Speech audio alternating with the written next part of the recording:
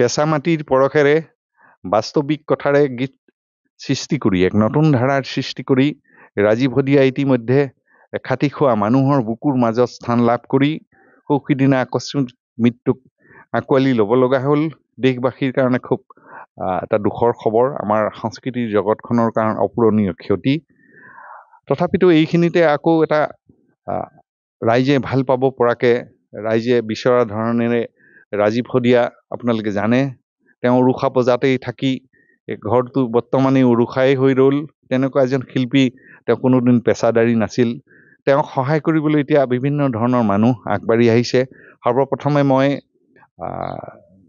নিপেন দাস ডাঙৰীয়াক মই শলাগ ল'ব খুজিছোঁ। প্ৰথমবাৰৰ বাবে তেখেতে 1 লাখ টকা ৰাজীৱ হদিয়াৰ পৰিয়ালটোলৈ আগবঢ়াই যিটো মানৱীয়তাৰ সহানুভূতিৰ দৃষ্টিৰে চাইছে। আমি গান গোৱা মানুহ হিচাপে, কণ্ঠশিল্পী হিচাপে, সংগীতৰ লগত জড়িত থকা মানুহ হিচাপে তেখেতলৈ অশেষ ধন্যবাদ জনাইছোঁ।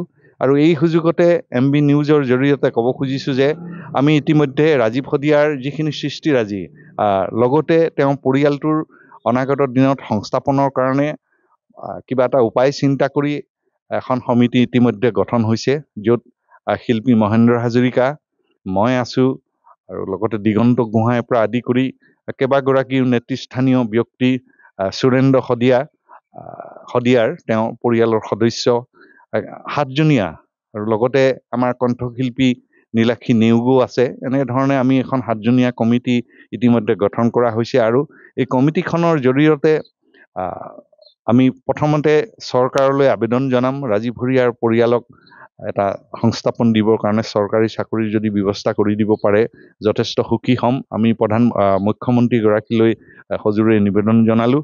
আৰু যদি চৰকাৰৰ ফালৰ পৰা তেনেধৰণৰ কোনো সঁহাৰি যদি আমি লাভ নকৰোঁ, তথাপি আমাৰ যিখিনি অনুৰাগী আছে, সংস্কৃতিৰ ভাল পোৱা মানুহ, ৰাজীৱ হদিয়াক ভাল পোৱা মানুহ, এই মানুহখিনিৰ সহযোগত আমি অনুদান সংগ্ৰহ কৰি সংস্থাপনৰ কাৰণে কিবা এটা ইতিমধ্যে আমি সিদ্ধান্ত লৈছোঁ।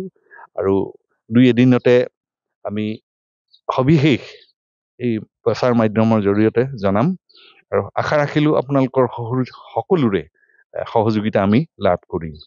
ধন্যবাদ। কেঁচা মাটিৰ পৰশেৰে বাস্তৱিক কথাৰে গীত সৃষ্টি কৰি এক নতুন ধাৰাৰ সৃষ্টি কৰি ৰাজীৱ হদিয়া ইতিমধ্যে খাটি খোৱা মানুহৰ বুকুৰ মাজত স্থান লাভ কৰি সৌসিদিনা আকস্মিক মৃত্যুক আঁকোৱালি ল'ব লগা হ'ল। দেশবাসীৰ কাৰণে খুব এটা দুখৰ খবৰ, আমাৰ সংস্কৃতিৰ জগতখনৰ কাৰণে অপূৰণীয় ক্ষতি।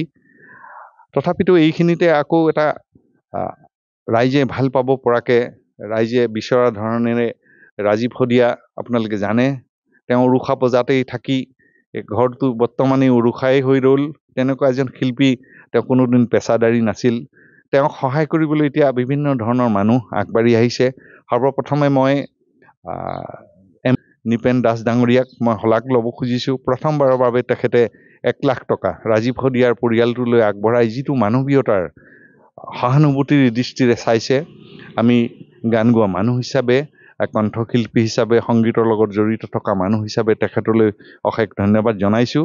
আৰু এই সুযোগতে MB নিউজৰ জৰিয়তে ক'ব খুজিছোঁ যে আমি ইতিমধ্যে ৰাজীৱ হদিয়াৰ যিখিনি সৃষ্টিৰাজি, লগতে তেওঁ পৰিয়ালটোৰ অনাগত দিনত সংস্থাপনৰ কাৰণে কিবা এটা উপায় চিন্তা কৰি এখন সমিতি ইতিমধ্যে গঠন হৈছে, য'ত শিল্পী মহেন্দ্ৰ হাজৰিকা, মই আছোঁ, আৰু লগতে দিগন্ত গোহাঁইৰ পৰা আদি কৰি কেইবাগৰাকীও নেতৃস্থানীয় ব্যক্তি, সুৰেন্দ্ৰ হদিয়াৰ তেওঁ পৰিয়ালৰ সদস্য 7জনীয়া, আৰু লগতে আমাৰ কণ্ঠশিল্পী নীলাক্ষী নেওগো আছে। এনেধৰণে আমি এখন 7জনীয়া কমিটি ইতিমধ্যে গঠন কৰা হৈছে। আৰু এই কমিটিখনৰ জৰিয়তে আমি প্ৰথমতে চৰকাৰলৈ আবেদন জনাম, ৰাজীৱ হদিয়াৰ পৰিয়ালক এটা সংস্থাপন দিবৰ কাৰণে চৰকাৰী চাকৰিৰ যদি ব্যৱস্থা কৰি দিব পাৰে যথেষ্ট সুখী হ'ম। আমি মুখ্যমন্ত্ৰীগৰাকীলৈ সজোৰে নিবেদন জনালোঁ।